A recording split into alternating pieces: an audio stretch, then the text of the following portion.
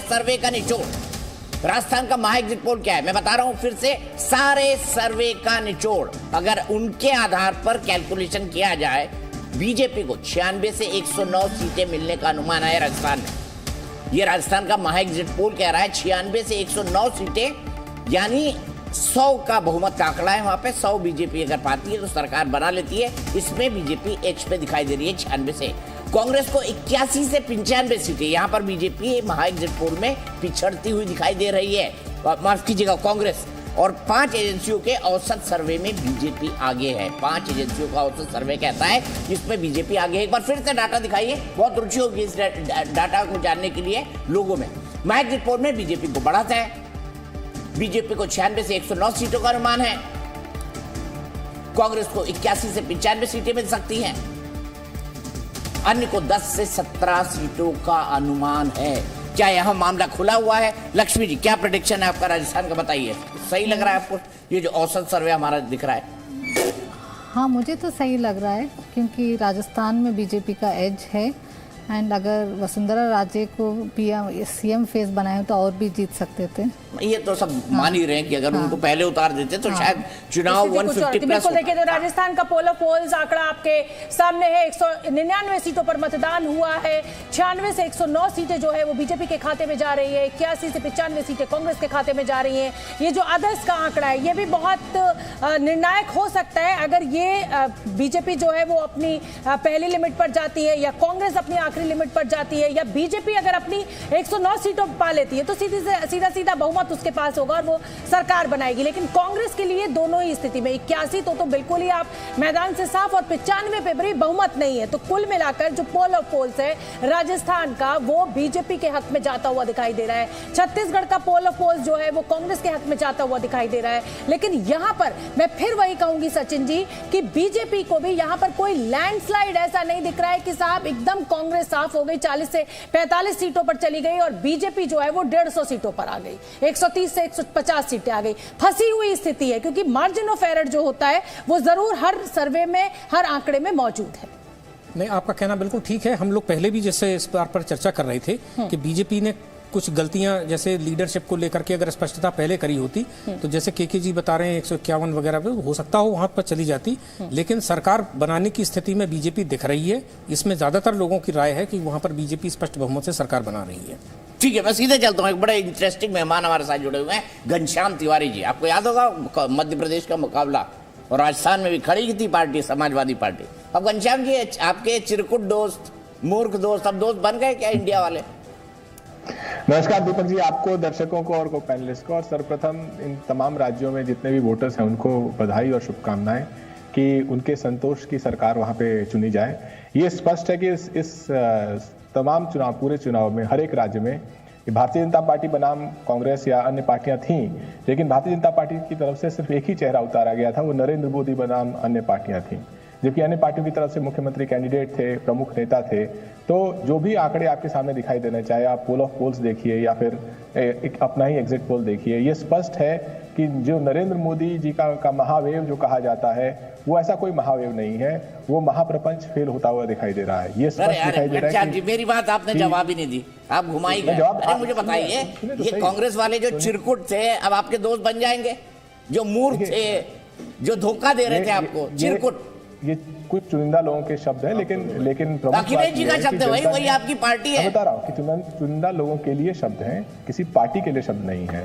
तो जो आप कह रहे हैं कि कांग्रेस वाले, ये वाले, वो वाले, बात स्पष्ट है कि जनता जो मैंडेट देगी उससे दो बातें स्पष्ट होंगी। एक, भारतीय जनता पार्टी से जनता ऊब गई है, नरेंद्र मोदी जी के नेतृत्व से जनता ऊब गई है और उसके अलावा कोई और भारतीय जनता पार्टी में नेता ही नहीं है, न राजस्थान में है न मध्य प्रदेश में है। दूसरी बात कि ये स्पष्ट है कि कांग्रेस पार्टी स्वयं अपनी बुनियाद पर कोई वेव जनरेट नहीं कर सकती, चाहे मध्य प्रदेश जैसे जगह पर जहां पर भयंकर शर्मा जी, आप जवाब देना। आप रिपीट ही करें घनश्याम भाई, आप रिपीट ही करें। चलिए पोल ऑफ पोल दिखाते हैं, किस राज्य में पहले चलना है जल्दी से बताइए। उसके बाद शोभना जी पूरे आंकड़े धड़ाधड़। राजस्थान का महा एग्जिट पोल यानी यानी सारे जो सर्वे एजेंसीज हैं उनके आंकड़े का निचोड़ जो है वो अब हम बता रहे हैं। महा एग्जिट पोल में राजस्थान में बीजेपी को बढ़त दिख रही है 96 से 109 सीटों के साथ।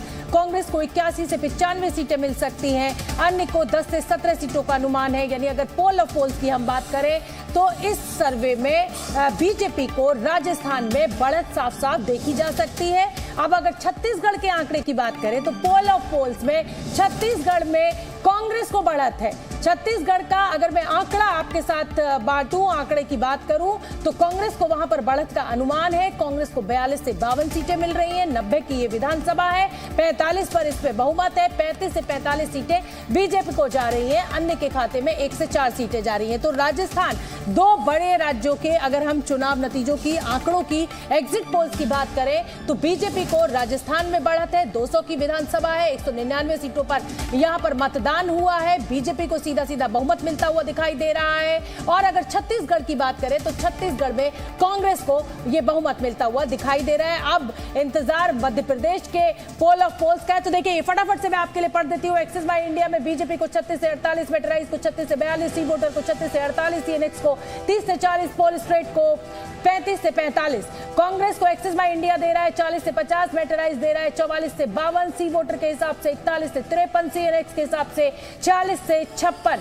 तो जो पोल ऑफ पोल्स है उसमें अगर मैं बात करूं तो बीजेपी को 35 से 45 सीटें और कांग्रेस को 42 से 52 सीटें, अन्य के खाते में 1 से 4 सीटें। यानी छत्तीसगढ़ में सीधी सीधी बढ़त कांग्रेस को है, राजस्थान में सीधी सीधी बढ़त बीजेपी को है। के शर्मा जी, मैं आपका रुख करना चाहूंगी, जैसा कि मैं छत्तीसगढ़ के लिए कह रही हूं, इस आंकड़े को देखकर वही सेम प्रेडिक्शन मेरी बीजेपी के लिए भी है कि कोई आप लैंडस्लाइड विक्ट्री की तरफ पोल ऑफ पोल्स के आंकड़े में नहीं दिखाई दे रहे हैं। मुझे नहीं पता आप किस आंकड़े में 150 सीटें देखकर आए हैं, लेकिन क्या वसुंधरा राजे को अगर आपने मुख्यमंत्री चेहरा प्रोजेक्ट किया होता तो इससे बेहतर आंकड़ा आता?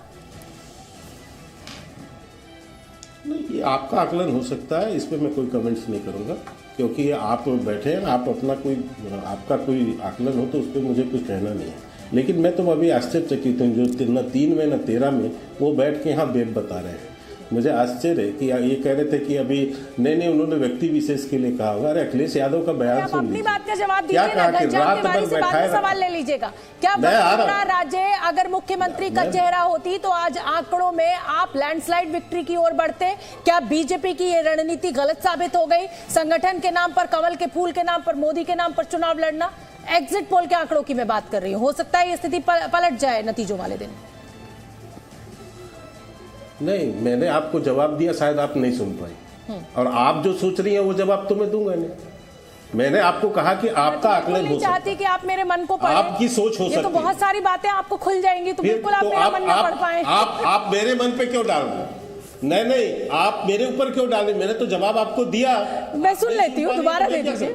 तो हो सकता है मैं ना सुन पाई हूँ। के शर्मा जी, आप बता दीजिए। आपको कह रहा हूँ कि ये आप नहीं, आपका आकलन हो सकता है, आपका आकलन हो सकता है, आप सोचिए, आप स्वतंत्र हैं। और मुझे जिस व्यक्ति ने अभी जब प्रधानमंत्री जी पर कमेंट्स किया तो उसका जवाब तो मुझे देना पड़ेगा ना। आप उस पर मुझे मत रुकिए। मैं केवल उनको बताना चाहता हूं जो 3 में और 13 में भी नहीं है, और जिनको वहां पर जो बैठ के अखिलेश यादव रात भर जो रो रहे थे टीवी में बैठ के कि साहब रात भर बैठाया और इसके बाद जो है धक्के मार के भेज दिया और एक सीट भी नहीं दिया। और तो किसके विरुद्ध बोल रहे थे? कांग्रेस पार्टी के विरुद्ध बोल रहे थे ना। और तीसरी बात मैं दीपक जी कहना चाहता हूं कि यही 2018 का चुनाव था, हम 5 राज्य हारे, आज तो हम जीतते हुए दिखा रहे हैं, तो किसका वेब है? तो क्या है कि जो बाहर बैठे उनको क्या है, जिनका राज्यों में कोई स्टेक ही नहीं है, वो भी बैठ के अपना ज्ञान देते हैं, तो हंसी ही आती है मुझे ऐसे लोगों पर। लेकिन मैं पुनः एक बात कहना चाहता हूं कि छत्तीसगढ़ की जो आप बात कर रहे हैं, मैं इसे 15 से 45 देखता हूं, क्योंकि हमारे पास 15 सीटें थी वहां पर, हम वहां से बढ़ के 45 सीट जा रहे हैं, तो कितना बड़ा वेव होगा। वोट परसेंटेज आ चुका है, मैं आपको रोक रही हूँ के शर्मा जी, जो